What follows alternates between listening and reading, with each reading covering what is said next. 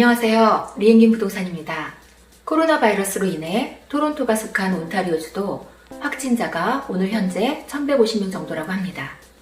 많은 한인분들이 운영하는 편의점, 식당 등의 사업체도 심각한 영향을 받고 있습니다.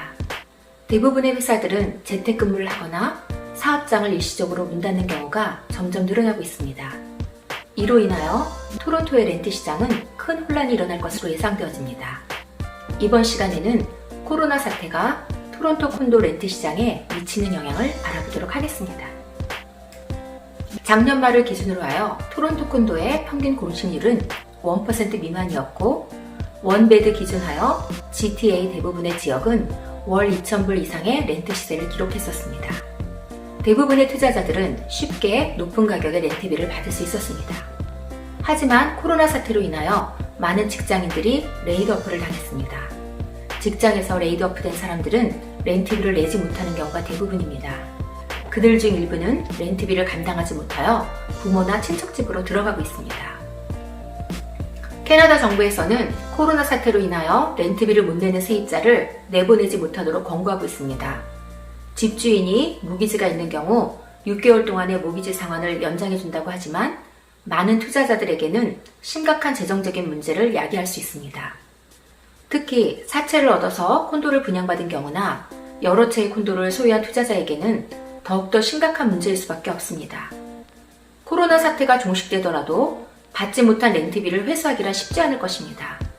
6개월 이상의 밀린 렌트비를 낼 만한 세입자는 별로 없기 때문에 결국 못 받는 렌트비는 집주인의 손실로 떠안을 확률이 높습니다. 최근 2, 3년간 주변에서 에어비앤비에 대해서 많은 이야기를 들으셨을 겁니다. 많은 투자자들이 에어비앤비 사업을 통해서 렌트 수익보다 많은 수익을 낸 것으로 알려져 있습니다. 하지만 코로나 사태로 에어비앤비가 찬서리를 맞고 있습니다.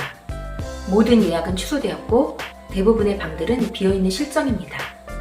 물론 본인이 살고 있는 집의 일부를 이용한 경우는 큰 영향이 없겠으나 에어비앤비 목적으로 기존의 콘도를 구입한 경우는 투자자에게 큰 부담이 되고 있는 형편입니다.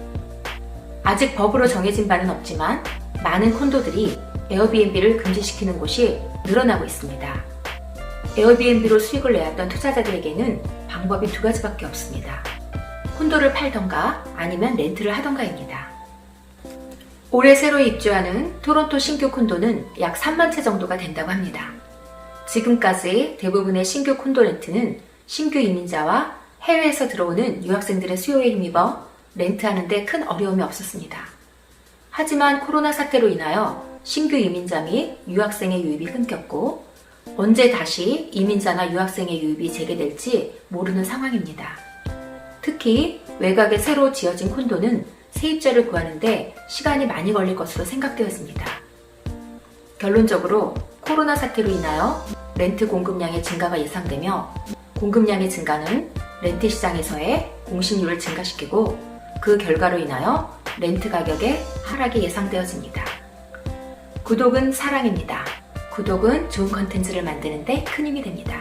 감사합니다.